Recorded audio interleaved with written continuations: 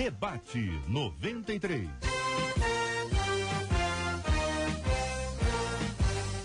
Realização 93 FM. Apresentação J.R. Vargas.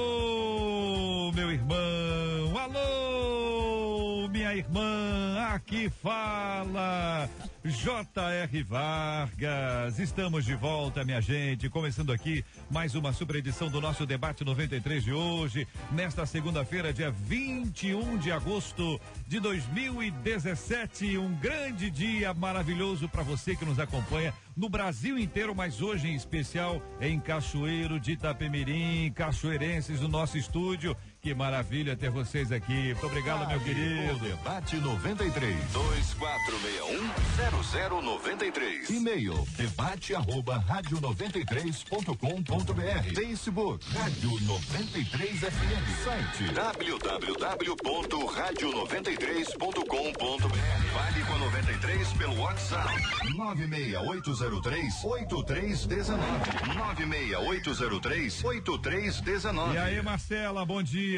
Bom dia, JR, bom dia aos nossos ouvintes, aos nossos debatedores. JR, eu não sei a quantas anda o seu treinamento. Parado. Eu sei que com esse tempo chuvoso no Rio de Janeiro, parado. Eu imagino que você deva estar assim, entendeu? Um pouquinho parado. Vou aproveitar e vou dizer que a gente tem que inscrever os nossos pastores. Dia 15 de novembro, corrida aí, você e o cristão. Inscreva o seu pastor para correr com você. E aí, corre lá.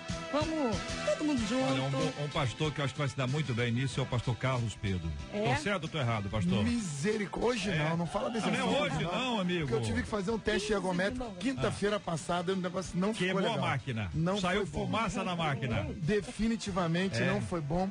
Eu tive uma impressão terrível de que a idade está chegando. É mesmo, querido? É horrível. Essa sensação é a pior que eu já senti na minha vida. O senhor podia escrever sobre esse assunto? Porque eu quero, quando chegar na sua idade, já ter passado por outros caminhos. Sabe quem também, Marcelo? Acho que fantástico. Geraldo Guimarães. O cara tem um porte físico de lutador. De quê? Jiu-jitsu? Não, sumô não. Sumô não. Jiu-jitsu. Não luta jiu-jitsu? Peso pesado. Aí, olha, tá aí. Ei, Geraldo, vamos correr com a gente 15 de novembro. Vamos. Tá pensando? Se for muito cedo, estarei lá em espírito. A pastora Marisângela, essa aí, meu Deus do céu, você não tem dúvida, né? Nessa elegância toda, essa elegância, o pastor Márcio não, mas ela... Mas eu vou escrever ele. Porque eu já corro. Quem tem que aprender a correr é ele. Eu sabia. Bom, rodamos a mesa toda, Marcelo? Não, tá faltando um. Faltou. O pastor Rômulo. Tá correndo agora, né? Eu esqueci, gente. Não, gente, eu tô aqui chocado. É o pastor Carlos Pedro, esse garoto que a gente tem aqui do nosso lado. É uma revelação bombástica pra gente nessa manhã. Mas olha, eu vou arriscar. Eu vou arriscar me inscrever. O importante é estar lá, não é isso? O importante é estar lá, a gente que chega, ainda que a gente chegue por último. Figuração. Sai na foto. Vai sair na foto. Aquela foto na partida. Pelo menos para sair na foto. Partiu. Maravilha. Marcela, é a participação dos nossos ouvintes. Marcela, vamos botar o ouvinte no ar hoje. O que a gente faz?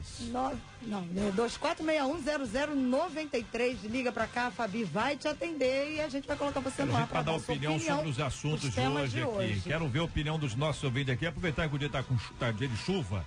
E é muito bom, que o som fica ótimo.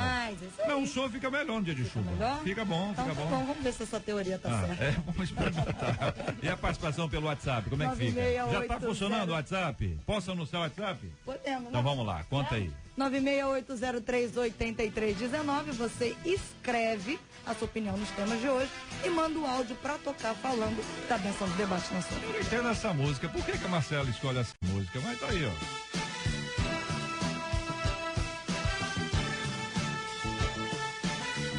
Tá imaginando, ouvinte, aquele treinamento, hein, ouvinte? 11:07. O seu rádio está no Debate 93. Gente, o que fazer quando amamos alguém que está se afundando no pecado? A ouvinte contando. JR, eu amo meu irmão, mas ele leva uma vida de puro pecado, sabe? O Salmo 42, versículo 7, diz que um abismo chama outro abismo e tenho medo que essa situação piore ainda mais. Não concordo com as atitudes dele, só que não sei como agir. Como exortar com amor?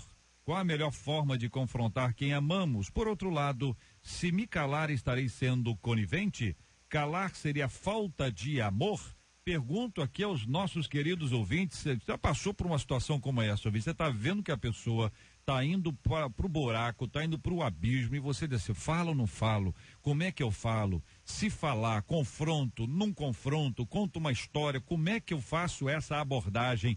Perguntamos aqui para os nossos queridos debatedores, começando a ouvir a nossa menina da mesa, a pastora Marisângela Rocha. Bom dia a todos mais uma vez, né? Já nos falamos aqui sobre a corrida, mas agora iniciando o nosso debate. Bom dia a todos os ouvintes, debatedores. Sempre um prazer estarmos aqui.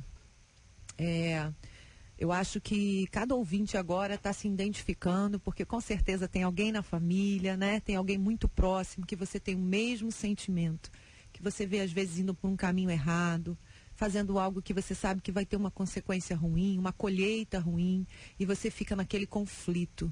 Mas uma coisa que me alegrou foi que esse meio, ele traz por algumas vezes a palavra amor, amar, porque uma coisa a gente sabe que não pode fazer. A gente pode ter dúvida sobre o que fazer, mas a gente não pode ter dúvida sobre o que não fazer.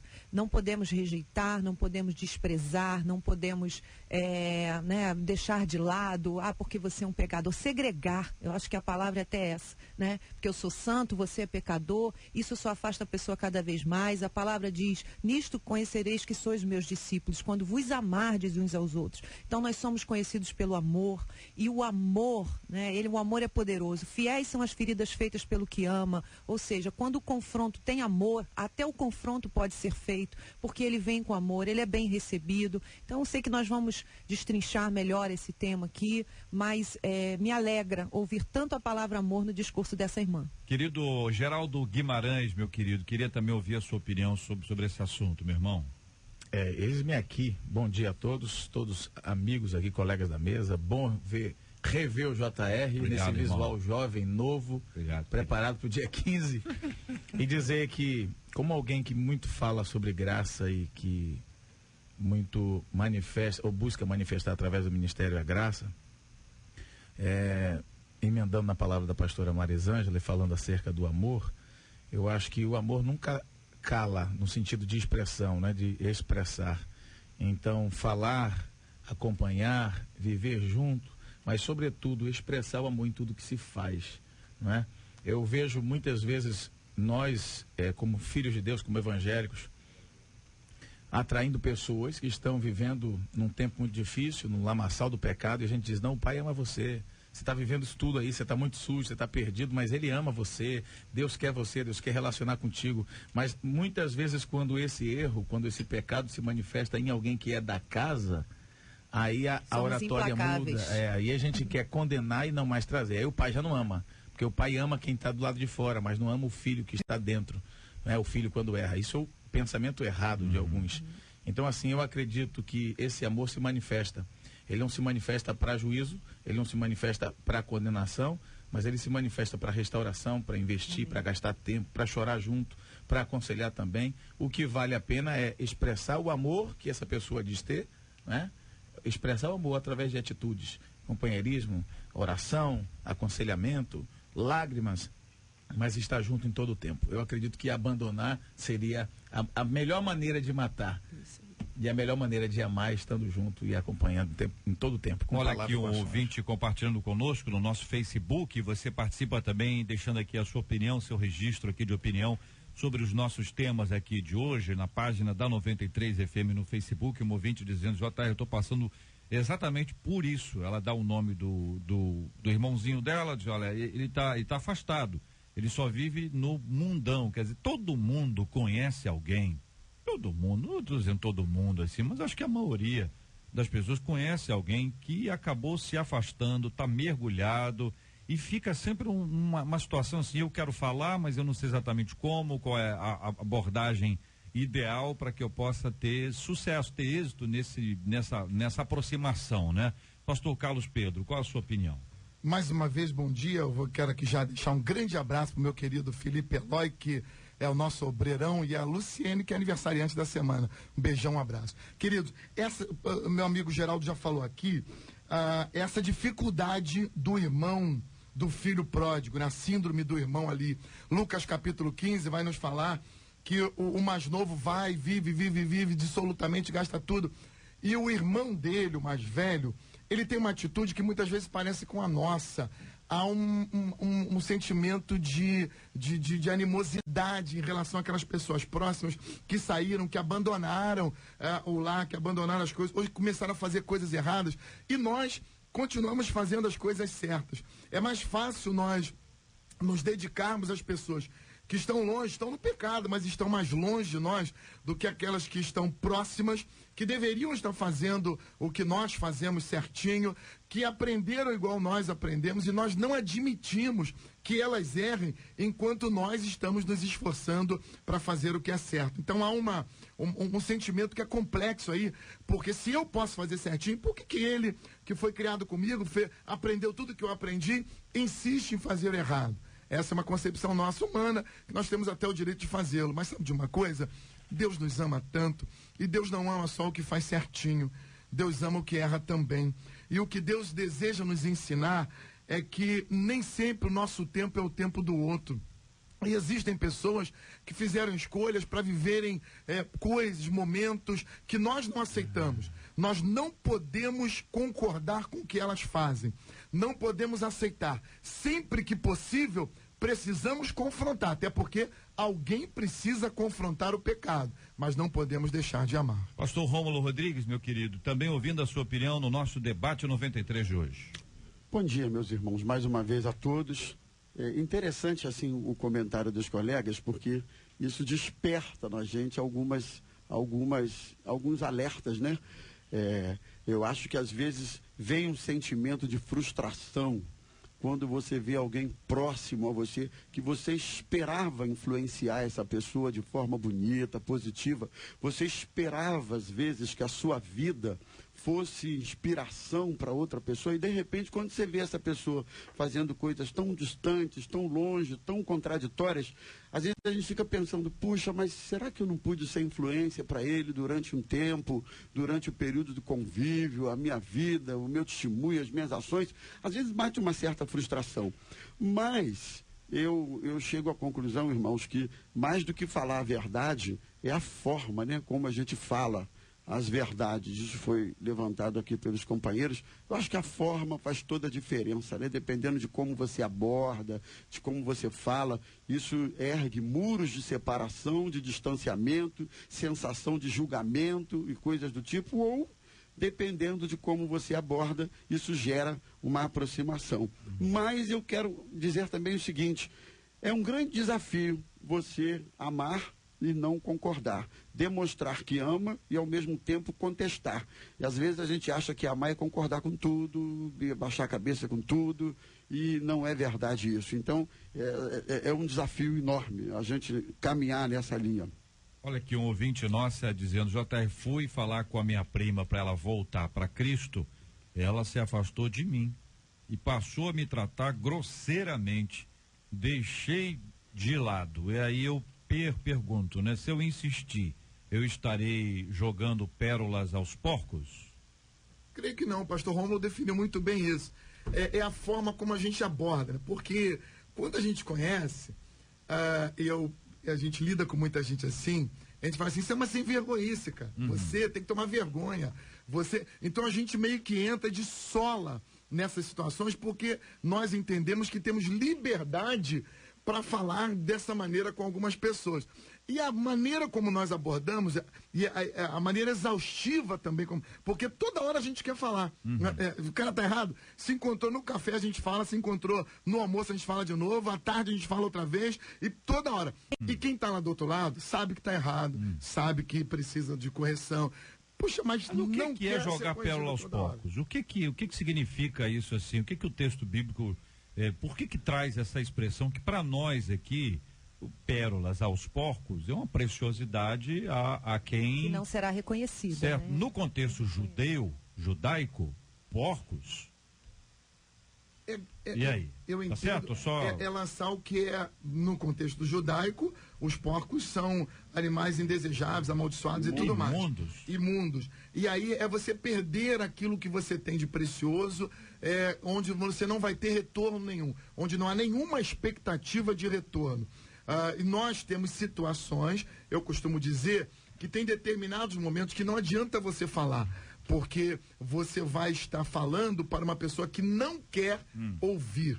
E quando a pessoa está fechada, não quer ouvir, você vai estar gastando tempo sem nenhum proveito. Mas como é que faz a distinção naquilo que a gente tem que ser perseverante, que a gente não pode desistir? Não desista do seu filho, não desista da sua mulher, não desista, é o que a gente escuta o tempo inteiro. Como é que a gente lida com isso para dizer assim, não, isso aqui é perseverança. Ok, isso aqui é jogar pérola aos porcos. Eu acho que a gente precisa observar a palavra em tudo quando ela diz que tem tempo de falar e tem tempo de calar. E é pelo discernimento do Espírito que você vai tendo essa direção. Tem hora que a nossa batalha não é na terra, não é contra a carne, contra sangue, não é muito falar. Se fosse por muito falar, tinha muita esposa aí que já tinha mudado o marido, tinha muito marido que já tinha mudado a esposa, pais que já teriam mudado filhos, né? Mas a nossa batalha é no mundo espiritual. É uma batalha de oração. E aqui na terra é amor. Gente, às vezes fala assim, ela ficou sem falar comigo. Como foi falado? Né? Porque, às vezes, os crentes, eles têm muito uma fala julgadora. Né? Uma fala acusadora. Como se eu fosse o santo dos santos, né? E o outro é o pecador. E eu falo isso por uma experiência própria, de Deus me confrontar, né, de como eu falava com a minha irmã, por que minha irmã era assim comigo, e Deus falava, porque, né, ela se sente, como ela se sente perto de você. Então, acho que a grande resposta da nossa vida não é como a gente se sente, mas é como a gente faz o outro se sentir quando está perto de nós. Então, muitas vezes, pastor, não é nem o que falamos, é a disposição que temos para ouvir também. Porque uma pessoa, mesmo estando num momento difícil, mesmo estando em pecado, mesmo estando imunda, sei lá, ela também tem desejo de falar. Muitas vezes ela quer ocultar, mas às vezes ela quer falar. E muitas vezes estamos mais preocupados em revelar a nossa verdade do que ouvir a verdade do outro. Não é? Então, assim, expressar o amor pode ser feito através daquilo que falamos, pode ser feito também através do nosso silêncio. Agora, é importante que muitas vezes nós falamos isso como alguém que está em pé, falando a outro que está sentado. Como alguém que está em cima, falando a outro que está embaixo. Eu acho que esse evangelho do amor, ele é aquele que senta junto e olha... Né? Esse olhar está na mesma altura, na mesma direção. E que ensina pela vida, pelo exemplo, não é pelo muito falar, né? É pela vida e pelo exemplo. E assim, eu queria dar um testemunho rapidinho, porque foi muito interessante esse tema. E quando eu sentei aqui na mesa, meu WhatsApp tocou, dei aquela olhadinha, né? Meu irmão. E eu vejo aqui uma irmã falando de um irmão. E eu tenho esse testemunho. Nós todos fomos criados na igreja, mas o meu irmão, quando totalmente fora, totalmente uma vida dissoluta mesmo, como ali o filho pródigo, né? E quantas vezes, até a família mesmo, meus pais já abriram mão, ele recebia o dinheiro dele hoje, o salário dele hoje, amanhã, no dia seguinte, ele estava batendo na minha casa, porque era o único lugar que ele sabia que ele podia bater, para pedir o dinheiro da passagem para ir trabalhar, porque ele tinha gastado, inclusive, né, o que era para trabalho. E eu decidi amar meu irmão, porque eu nessa época já era pastora, não sei, mas porque ele é bem mais novo que eu, né? Então, eu falei, eu amo na igreja, como o Geraldo falou, eu amo os de fora. Eu amo o pecador, né? Aquele que chega na igreja cheio de problema, eu tenho paciência, eu amo, eu acredito, e meu irmão. E eu decidi amar o meu irmão. Eu decidi ser aquela pessoa na família que ia amar, que ia dar o dinheiro da passagem, mesmo ele tendo gasto tudo, que ia acreditar nele, que ia orar com ele, que ia abraçar, que ia dar comida, que ia...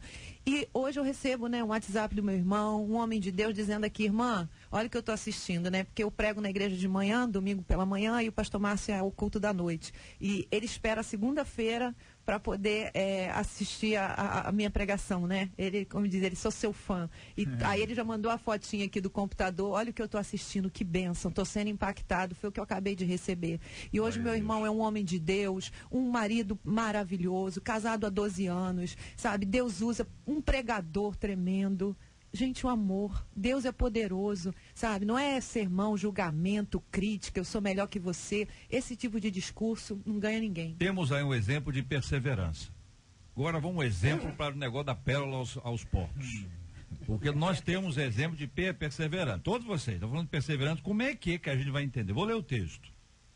Mateus capítulo 7, versículo 6. Não deis aos cães o que é santo, nem lanceis ante os porcos as vossas pérolas, para que não as pisem com os pés, e voltando-se vos dilacerem. Versão revista e atualizada. Eu acho que o comentário que foi feito a respeito do texto segue a linha do que parece ser realmente o significado dele, né? Você insistir com preciosidades para alguém cujo coração é cauterizado, fechado, que rejeita, e pior, algumas pessoas não só rejeitam, elas zombam, elas escarnecem, e ela acaba cometendo um pecado, que é um pecado de blasfêmia, um pecado. Então eu entendo esse texto dessa forma, e o discernimento é fundamental. A pastora colocou muito bem. Chega uma hora, inclusive, irmãos, é mais fácil falar é o mais fácil nessa história toda, do que você entender, do que você ouvir, do que você se calar, do que você se colocar no mesmo nível. Interessante que é o mais fácil aqui a falar. Então, há momentos que a gente precisa fechar a boca mesmo. Ou entender que tem coisas que não se misturam, né? Eu acho que esse texto fala não só disso, o que eu vou falar para alguém. Eu não entendo muito isso não, porque a Bíblia ela não nega a si mesmo. E a Bíblia também diz que a palavra de Deus não volta vazia. Que hoje eu posso lançar uma palavra que a pessoa naquele momento não receba ou receba mal, mas aquela semente está ali. E no tempo oportuno ela vai lembrar daquilo, porque Deus fará lembrar. Então eu entendo mais esse texto como uma mistura indesejável, né? Como fala daquela vez do jugo desigual. Existem coisas que não se misturam. Aí está falando do imundo e do precioso. Existem coisas que não se misturam. Como a Bíblia vem claramente dizer também que não existe, né, como o santo e o profano estarem juntos. Né? Então, que haverá um muro que fará separação entre o santo e o profano. Então, eu acho que é mais ou menos isso, porque o final do texto diz que isso pode vir a te dilacerar. Então eu começo a dar autoridade e poder a alguma coisa de me atingir e de destruir a minha vida, porque eu não deveria ter ido lá. Eu não deveria ter me misturado. Eu não deveria ter, não era lugar para mim, não era para eu estar ali, não era para daquela forma. Então eu entendo também como uma advertência que vai mais para essa separação entre o santo, o profano, entre coisas que não se misturam, entre aquilo que muitos chamam hoje ainda, né, de radicalismo, mas com pecado a gente tem que ser radical e não funciona de outra forma. Eu entendo. Especificamente aqui, Jesus está dentro de um contexto onde ele está tentando falar para a gente que não quer ouvir, decididamente não querem ouvir. Pelo contrário, as pessoas querem afrontá-lo e são muito reticentes para o que ele fala. E ele se volta ali para os seus seguidores, para os discípulos, e ele coloca, assim como ele disse para aquela mulher cirofenícia lá, que é um escândalo, na minha opinião, ele ter dito o que disse para aquela mulher, mas ele dizia, eu não posso ficar pegando o pão dos filhos e ficar jogando para os cachorros. Isso, na verdade, tem um contexto cultural, histórico ali, mas que não se fazia mesmo. E o que Jesus está dizendo é que tem muita gente querendo ouvir, tem muita gente precisando ouvir, tem muita gente aberta.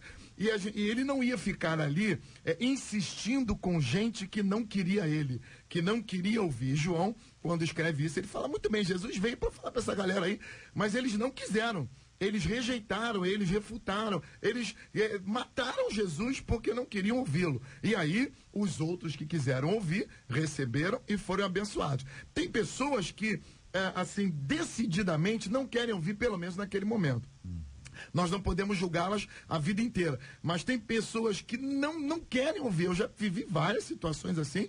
Por exemplo, a gente faz evangelismo em bailes, e num baile funk o cara não quer ouvir a palavra. Você vai ficar ali insistindo, o cara não quer ouvir. Então, tem momentos que é desperdiçar a semente que você tem. E Mauroldi já está aqui conosco também no nosso estúdio. Há muita gente, Mauroldi, está contando aqui no nosso WhatsApp sobre a sua experiência. Ou é um irmão, às vezes é um filho, às vezes é uma filha, às vezes é o marido, é a esposa.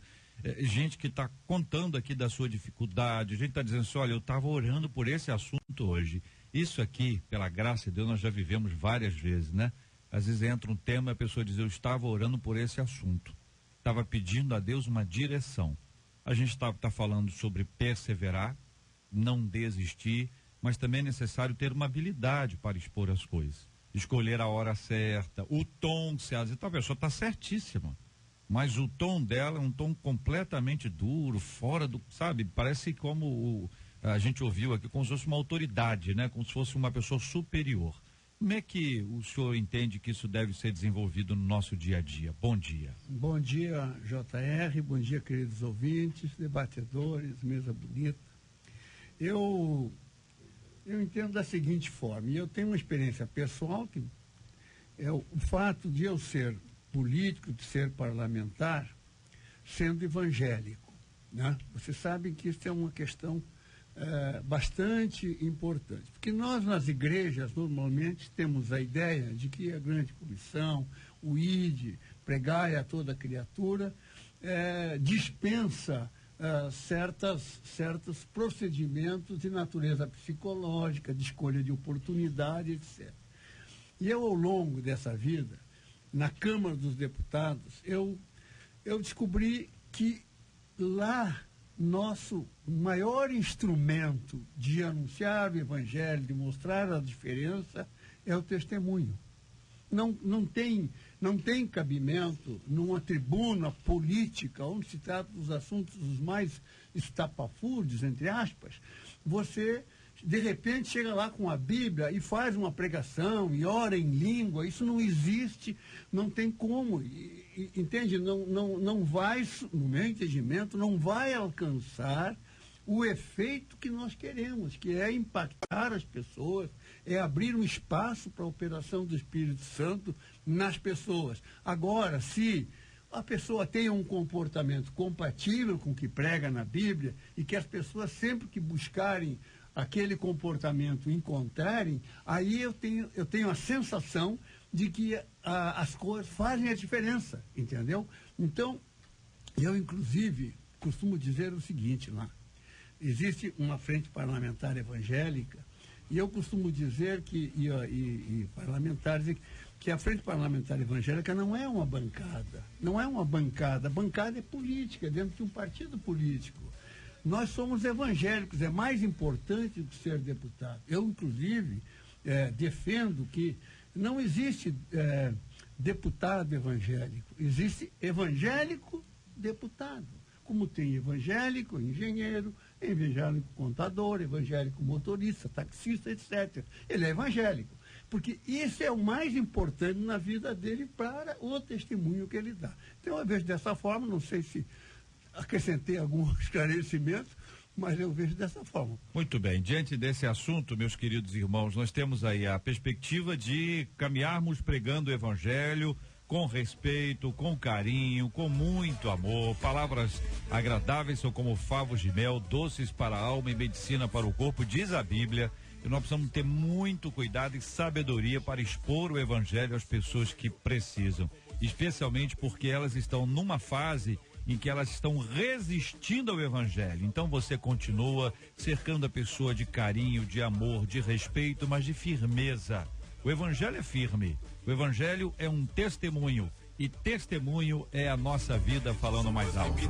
Mas que o corpo e a carne curou vários corações, iluminou a mente, confrontou facções, instruiu multidões, motivou doações. 70 vezes 7 é a cota de perdões diários, reprovou atalhos, falsos profetas fúteis, repudiou doutrinas humanas inúteis, morreu por amor e pra você testemunhar que ele ressuscitou e logo vai voltar. Testemunhe tudo bem que ele te fez, testemunhe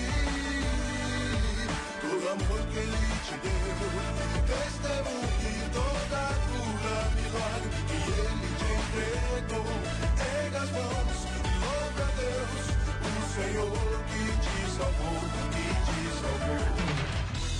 Estamos juntos no Debate 93. Nesses momentos especiais que nós agradecemos a Deus, um ouvinte dizendo assim: JR, manda um alô pra mim, porque eu me casei na quinta-feira. Olha aí, ouvinte. Olha aí, ouvinte. Me casei na quinta-feira, sou seu ouvinte e ficarei muito feliz em ter a sua bênção de pastor, porque te considero como meu pastor do rádio. Eu e meu esposo Marcos receberemos com prazer essa bênção para as nossas vidas, caso tenha um tempinho aí no debate 93. Então, minha querida ouvinte Marineuza e o querido ouvinte Marcos, daqui a pouquinho, fiquem ligados no debate. Você está ligado no Debate 93 com J.R. Vargas. E aí, minha gente, rua é lugar de criança? Essa é a pergunta que o portal UOL traz hoje em uma de suas matérias, né? Antes a rua era o lugar em que as crianças brincavam e cresciam. Vamos ouvir aqui os saudosistas, lembrando daquele tempo, né? Hoje elas vivem confinadas e algumas têm medo de saírem, fruto do medo de seus próprios pais. Quer dizer, os pais ficam com medo e esse medo passa para os filhos. Medo, cuidado, zelo, enfim. Você conhece crianças que têm medo de saírem às ruas? Como os pais podem encontrar o lugar do equilíbrio entre proteger da violência e não criar filhos medrosos? Eu pergunto a você, ouvinte, desejando que você participe conosco aqui, ligando 24610093, 24610093, também trazendo a sua opinião pelo nosso WhatsApp, 968038319. Eu tive a alegria de ser criado na rua, assim, na rua em termos, né? De poder ir pra rua, jogar bola, brincar de pique, brincar de tantas outras coisas. Já perdi a tampa do meu dedo do pé muitas vezes jogando no asfalto. E nós somos de um país onde os melhores jogadores de futebol, eles jogaram bola na rua, descalço e tudo mais. E a rua era um espaço maravilhoso, espetacular, de convivência, de amizade. Fazíamos amigos na rua, levávamos para casa, não tinha nenhum problema. Mas, infelizmente, hoje, a cidade onde moramos, talvez o ouvinte aí que mora numa cidade menor, ainda tenha esse privilégio. Mas nós aqui no Rio de Janeiro, principalmente, infelizmente, não dá mais. Eu acho que a questão pior aí, pastor, é exatamente a perda da liberdade, né? Eu não diria, não sei se rua é lugar de criança. Mesmo nos tempos saudosos, que eu também cresci na rua, jogando futebol, bola de gude, dando topada no asfalto, essas coisas todas, né? Que o pessoal aí que está chegando nos 50, enfim, eu acho que compartilha disso. Mas a gente tinha essa liberdade. Eu acho que a liberdade é a grande a expressão aí. Eu podia ir à rua, eu podia brincar, eu não corria os riscos que a gente corre hoje. Hoje não se tem mais a liberdade, mesmo que você queira, tenha vontade, mas você perdeu-se essa liberdade, pelo menos no Rio de Janeiro. Isso é um fato, é uma realidade, não dá para negar. É o saudosismo mesmo, JR. Você falou, olhando lá para trás. A infância foi na roça, foi no campo, era liberdade plena, não tinha problema. Mas quando fui para a cidade, realmente a rua era o meu espaço.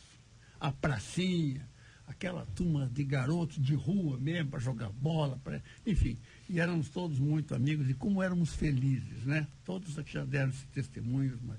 Agora, na cidade grande, era tudo cidade do interior, né?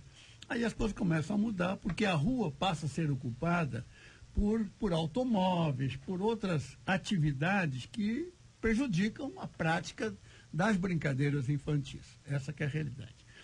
Mas eu diria ainda alguma coisa aqui aos pais. Quer dizer, nós temos que buscar, meus filhos também brincaram na rua o tempo todo e foram muito felizes. Tinha problema? Tinha.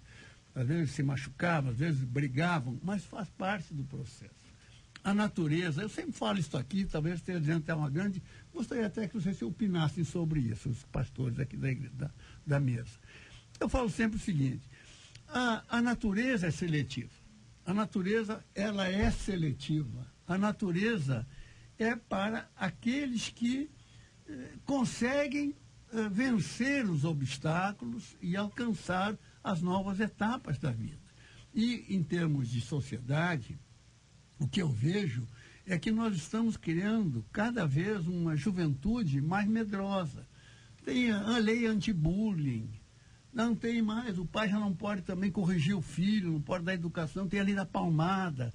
E assim você vai por aí. Então, eu acho que nós mesmos estamos criando uma sociedade de pessoas que não vão ter iniciativa.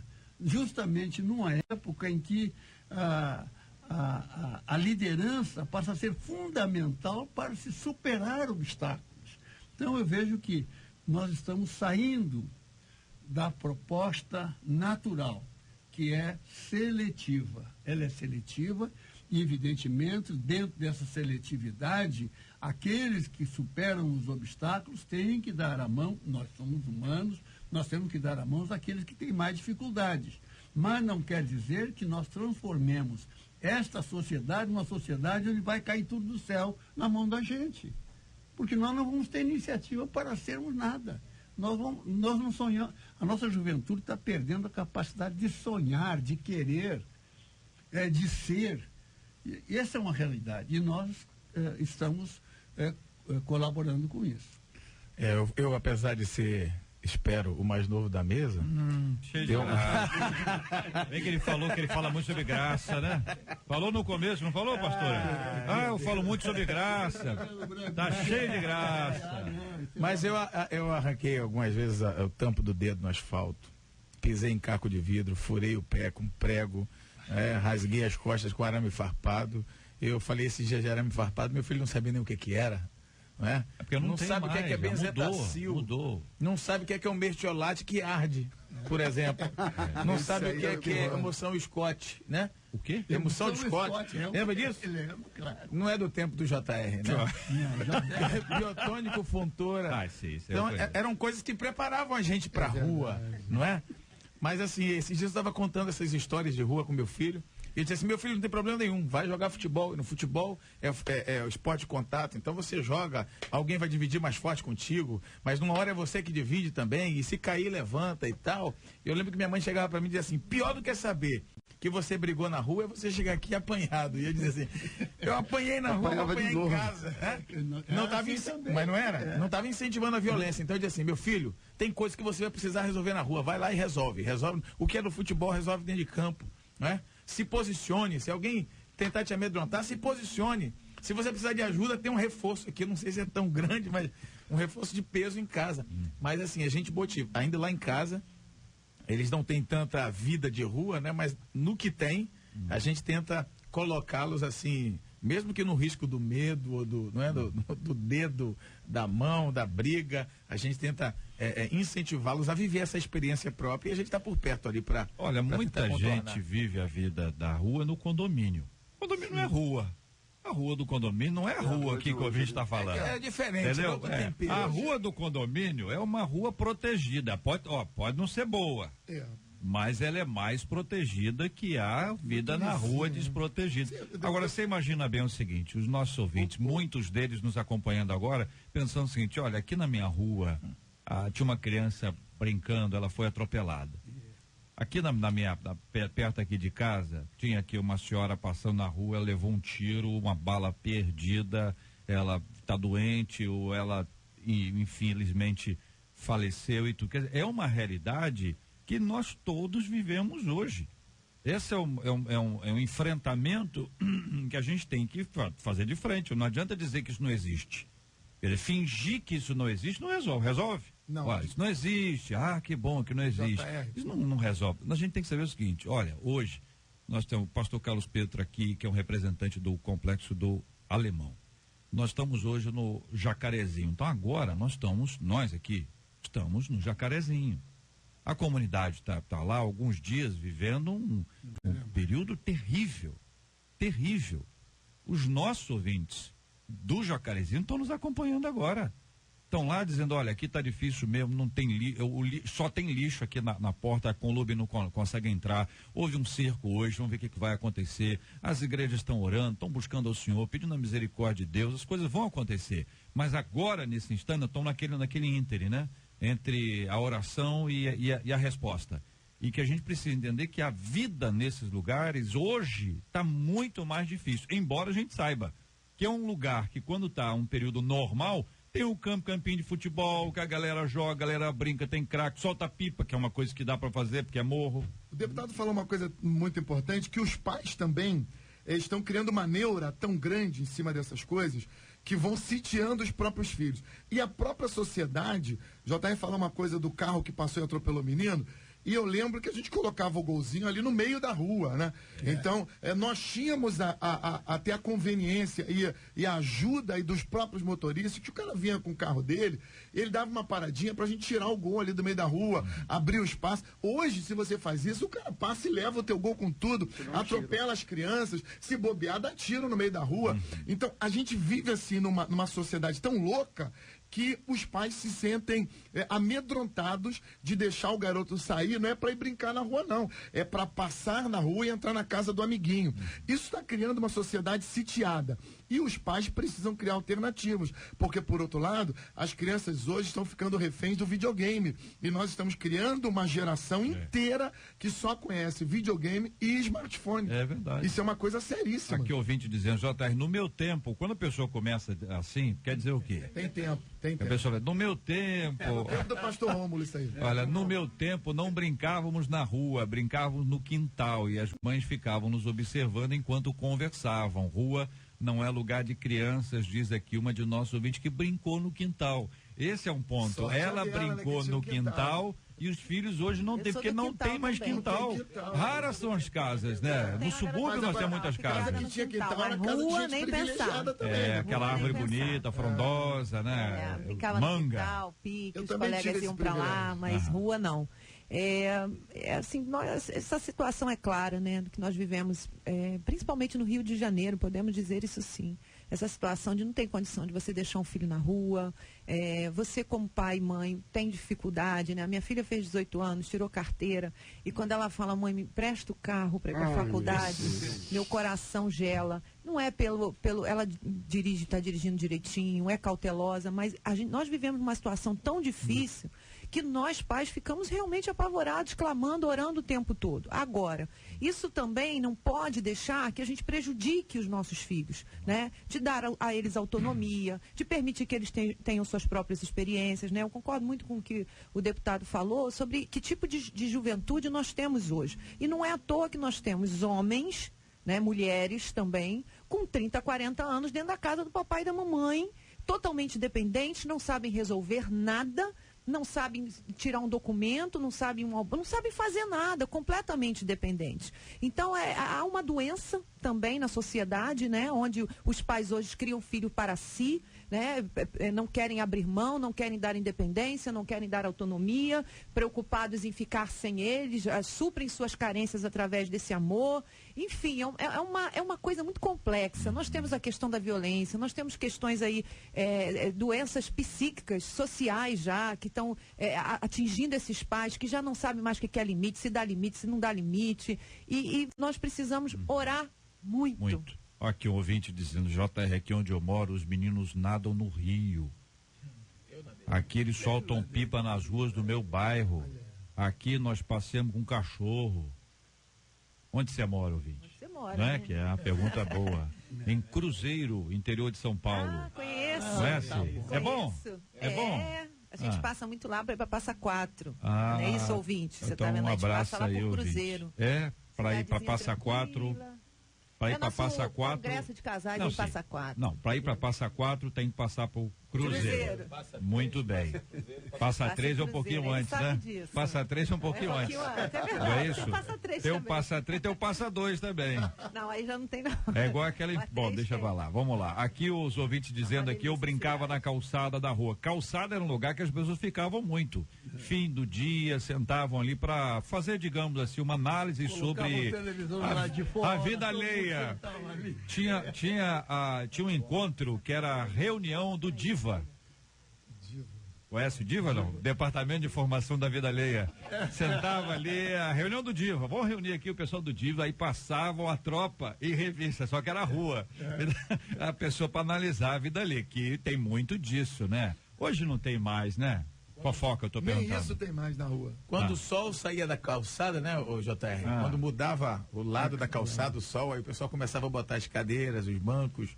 Quem era da janela botava sua almofadinha na janela para debruçar e ver o movimento da rua. Enquanto isso, as crianças estavam na rua brincando, né? Pique-lateiro, o que é isso aqui? O ouvinte tá perguntando, quem já brincou de pique-lateiro? É o pique-lata? Eu não sou dessa época. Como é que era o pique-lata? Pique-esconde, pique-lata. Como é que é o pique-lata? Não, tem que falar no microfone. É do meu tempo. É, porque são dois times e quem consegue bater na lata do outro lá, derrubar a lata do outro, vai fazendo ponto. O que eu lembro é o pique-lata. Negócio agressivo, tinha que derrubar. Não, a gente bate na lata. A gente bate na lata, a gente tinha um pedaço de pau pra bater na lata. Tô zoando. São 11 horas e 47 minutos, são várias histórias aqui dos ouvintes contando de brincadeiras na rua. Enfim, a gente sabe que hoje a rua é um lugar bastante sério, é um lugar com muita dificuldade, tem que ter muito cuidado e muito zelo nesse assunto também. Você está ligado no Debate 93 com J.R. Vargas. Aí o cara fez o seguinte na casa dele, olha, cansado de chorar, incomodado com o silêncio e a solidão após perder a esposa com quem ele foi casado por 66 anos, o americano Kate, de 94 anos, instalou uma piscina no quintal de sua casa. A ideia de não ficar sozinho deu certo, porque a piscina se tornou a atração do bairro e os vizinhos dizem que ele adotou todas as crianças da vizinhança. O cara abriu uma piscina e disse, venham todos, venham todos. Geralmente culpamos alguém ou alguma circunstância por causa de solidão e dor. Mas o que você faz para vencer as circunstâncias contrárias da sua vida? Como não cairmos na armadilha da autocomiseração e seguirmos em frente como nos orienta a Bíblia? Esquecendo-me das coisas que atrás ficam e avançando para as que diante de mim estão. Texto lá de Filipenses 3:13. Como você, ouvinte, como você, debatedor, encara este assunto? A palavra aqui é o perigo da autocomiseração. Como nós corremos esse risco? Eu sou um pobre coitado, eu sou uma vítima, eu sou isso. E tem tanta gente se vitimizando, achando que tudo dá errado para ele, que as coisas não acontecem, que todo mundo é contra, que Deus esqueceu, que o mundo se virou contra ele. E, na verdade, muitas vezes os culpados somos nós mesmos. A vida é a vida. E a vida não é simplesmente flores. Nem tudo vai dar certo, nem tudo vai sair como nós imaginamos, nem tudo vai ficar redondinho. E tem horas que a gente precisa mudar o posicionamento, tomar atitude, se levantar, correr atrás, esquecer realmente do que passou e viver. Tem muita gente sentado, lamentando por coisas que aconteceram e que não vão mudar mais, não tem jeito. Davi é um ótimo exemplo para isso. O filho está doente, ele está chorando, tá jejuando, está lamentando, e quando o filho morre, ele toma uma decisão, morreu, acabou. E as pessoas ficam chateadas com Davi, porque ele não ficou ali se lamentando, meu filhinho morreu. E as pessoas vieram, rei, enquanto o garoto estava doente, o senhor ficou chorando. Agora que ele morreu, o senhor está aí querendo tomar banho, passar perfume e comer novamente. Ele falou, gente, ele morreu. Enquanto estava doente, tinha esperança. Morreu, não há mais o que fazer. O que me resta agora é tomar um banho, passar um perfume, me pentear, comer e voltar a viver. E é isso que nós precisamos. Atitude, voltar a viver. E o que me chama muito a atenção aqui é a idade do cidadão, né? 94 anos.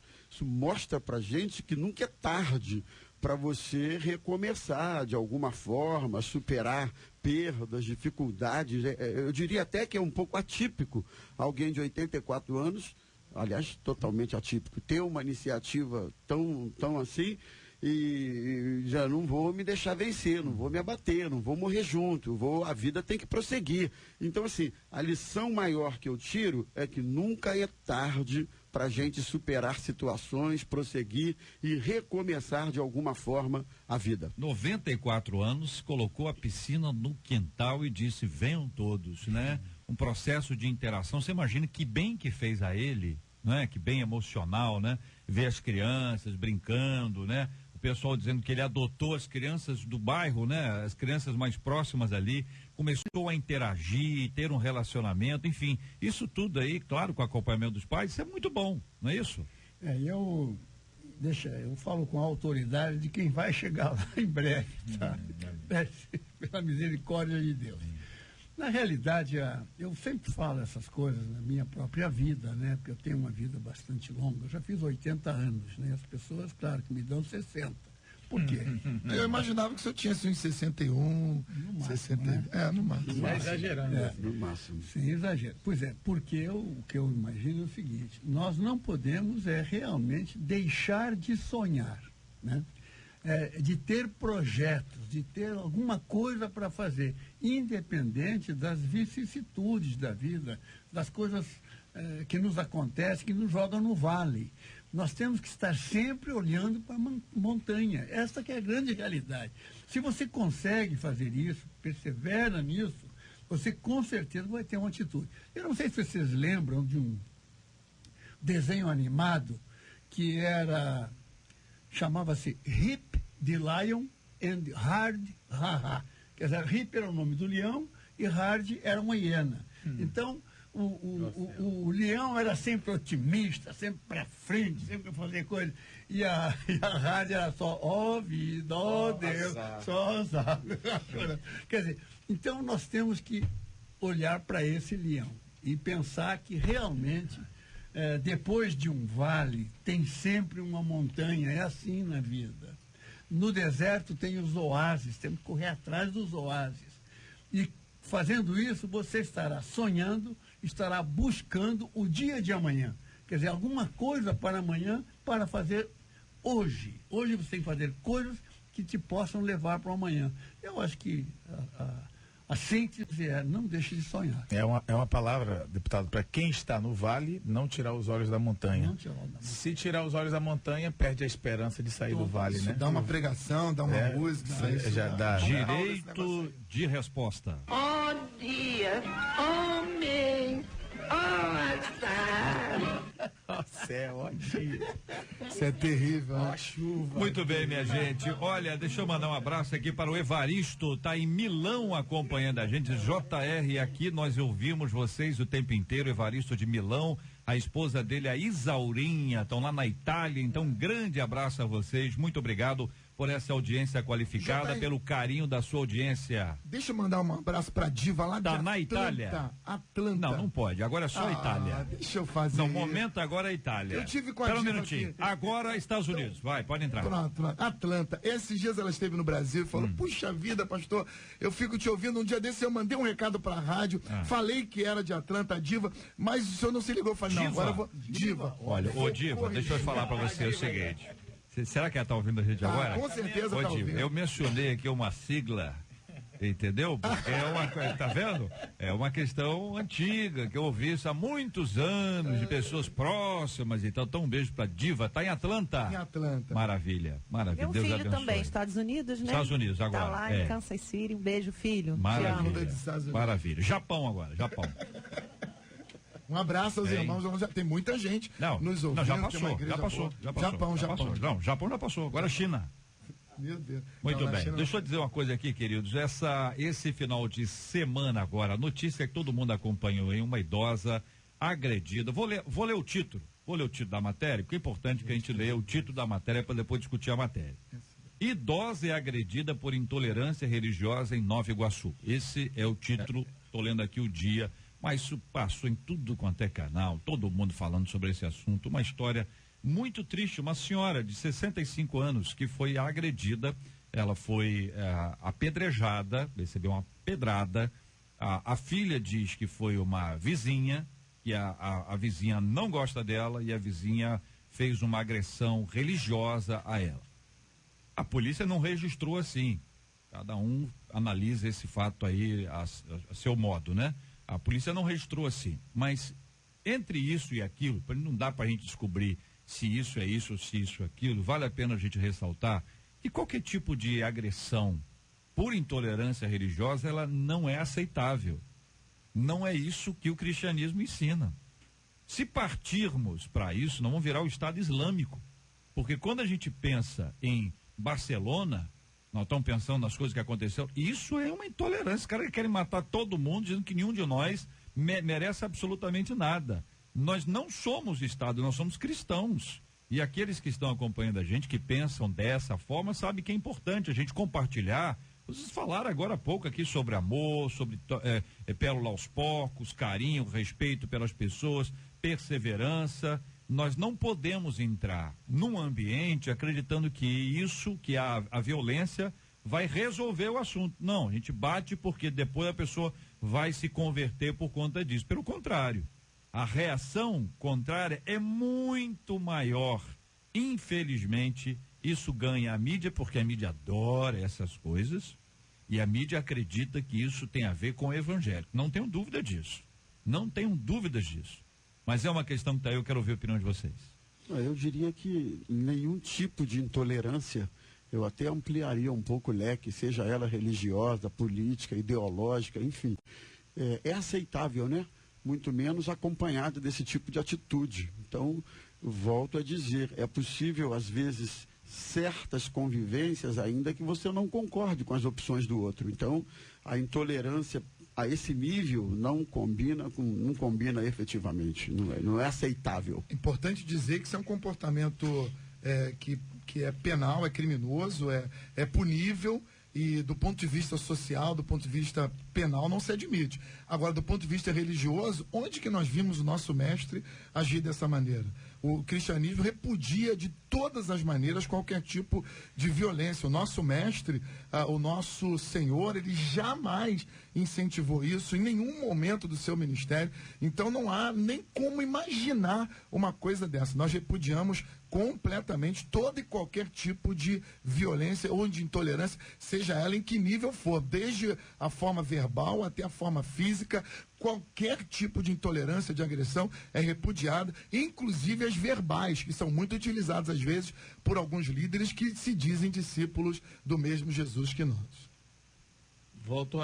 Voltamos na questão do amor, porque somos um povo, falando de nós, né? Somos um povo conhecido pela fé, mas reportando a palavra de Deus lá em 1ª Carta de Paulo aos Coríntios, capítulo 13, esse capítulo se encerra dizendo que permanecem fé, esperança e amor. Os três, mas o maior destes é o amor. Então a gente começou falando de amor, não é? No relacionamento, na recuperação de pessoas, mas também no tratamento, na tolerância, no relacionamento. O amor deve ser a maior expressão daquilo que nós reconhecemos como verdade. Quero agradecer aqui os nossos queridos debatedores, a opinião de cada um deles sobre esse e outros assuntos aqui no nosso debate 93. Eu, quando brincava na rua, uma vez eu levei uma pedrada. Dói demais. Dói demais. Dói demais. Eu lembro de ter ficado tonto, caído no chão, vi as pessoas andando ao contrário. Isso está registrado, fica registrado na mente. Também eu era um camarada mais ou menos tranquilo. Mas não é uma coisa que possa ser pensada ou considerada como possível nas nossas atitudes enquanto cristãos. Mandar um abraço aqui para os nossos ouvintes nos acompanhando, muita gente aqui no Zap dando opinião e contando suas histórias de infância. Que bom que você tem histórias de infância para contar. Que bom que você pode lembrar com saudades de alguns dias importantes na sua vida. Que Deus assim renove a sua força, renove a sua alegria e vamos construir um presente muito legal. O seu rádio está no Debate 93. Obrigado aqui aos nossos queridos debatedores. Pastor Carlos Pedro, obrigado, um abraço. Muito obrigado pelo privilégio e a oportunidade de estar aqui. Um grande abraço a todos os irmãos do Complexo Alemão e hoje, muito especialmente, a todos os irmãos Jacarezinho, Mandela, Arará, aquela galera ali que está sofrendo essa semana. Que Deus abençoe a todos, em nome de Jesus. Irmão Haroldo, muito obrigado, um forte abraço. Abraço, queridos ouvintes, debatedores. Esta é uma semana que devemos orar pelo Brasil. Essa semana estão votando esse absurdo dessa legislação, com o nome de reforma política, que não é mais nada menos do que um biombo para proteger políticos que não querem abandonar a política. Então vamos orar, pedir que o Senhor inspire, que pessoas decentes que eles têm na Câmara votem contrariamente a esse absurdo de um fundo para as eleições da ordem de 3,6 bilhões de reais. Que incoerência. É uma incoerência. Pastora Marisângela, obrigado, um abraço. Obrigado, um abraço a todos e que Deus abençoe todos os nossos ouvintes. Muito obrigado, pastor Rômulo. Gente, um grande abraço. Eu quero deixar só os parabéns aqui para minha querida Ricarda. Ricarda se formou agora no último sábado em enfermagem, concluiu seu curso de enfermagem, uma enfermeira. Deus te abençoe, querida. E parabéns aí, sucesso nessa nova jornada. Um abraço a todos, um beijo e até a próxima. Hoje é aniversário da nossa querida Andréia Maier, que hoje completa mais um ano de vida, a nossa líder aqui na 93 FM. Para ela, o nosso carinho especial. Quarta-feira vai ser homenagem, né? Quarta-feira vai ser a homenagem, mas hoje fica aqui esse registro especial, agradecendo a Deus pela vida dela, louvando a Deus, porque é uma bênção, né? Dinâmica, guerreira, uma mulher muito forte, que tem muita criatividade, nós todos a admiramos muito. Hoje é o dia, mas quarta-feira vai ser a festa, com a graça do nosso Deus e Pai. Nós louvamos a Deus pela vida dela. Eu quero mandar aquele abraço agora para a Marineuza e para o Marcos acompanhando a gente. Casaram, que dia foi? Quinta-feira, então recebem aqui o nosso carinho. Olha, que Deus abençoe a vida de vocês, que essa trajetória conjugal, essa linda história seja construída sobre bases sólidas, sobre bases fortes, para que vocês sejam vitoriosos nesta área especialíssima da vida de vocês. Vivam um para o outro, desfrutem do privilégio, do convívio, do relacionamento, da amizade, do diálogo. Aproveitem para olhar muito nos olhos, sempre olhando nos olhos, segurem firmes nas mãos uns dos outros, experimentem as alegrias de viver a vida conjugal sob a bênção do Senhor, com muito respeito, com muita alegria e com muitas bênçãos da parte de Deus. É o desejo de todos nós aqui da 93 FM. Nós vamos orar. A pastora Marisângela vai orar e nós vamos orar por vocês, especialmente Marineuza e Marcos, com carinho, com muito respeito, pedindo que Deus os abençoe grandemente em nome de Jesus. Senhor, nós queremos te louvar, te bendizer, colocar a vida dos nossos amados Marineuza, Marcos, abençoar esta união e declarar que eles são uma família forte, formada, Senhor, para testemunhar essa geração do teu amor e da bênção que é a família. Abençoamos também o nosso Rio de Janeiro, nessa situação tão difícil. Pedimos a tua graça, pedimos a tua bênção sobre os governantes. Senhor, nós pedimos pelos enlutados, os enfermos, aqueles que agora estão passando algum tipo de sofrimento. O Senhor é um Deus bondoso, rico em misericórdia. Que a graça do Senhor nos alcance e nos abençoe, em nome de Jesus. Amém.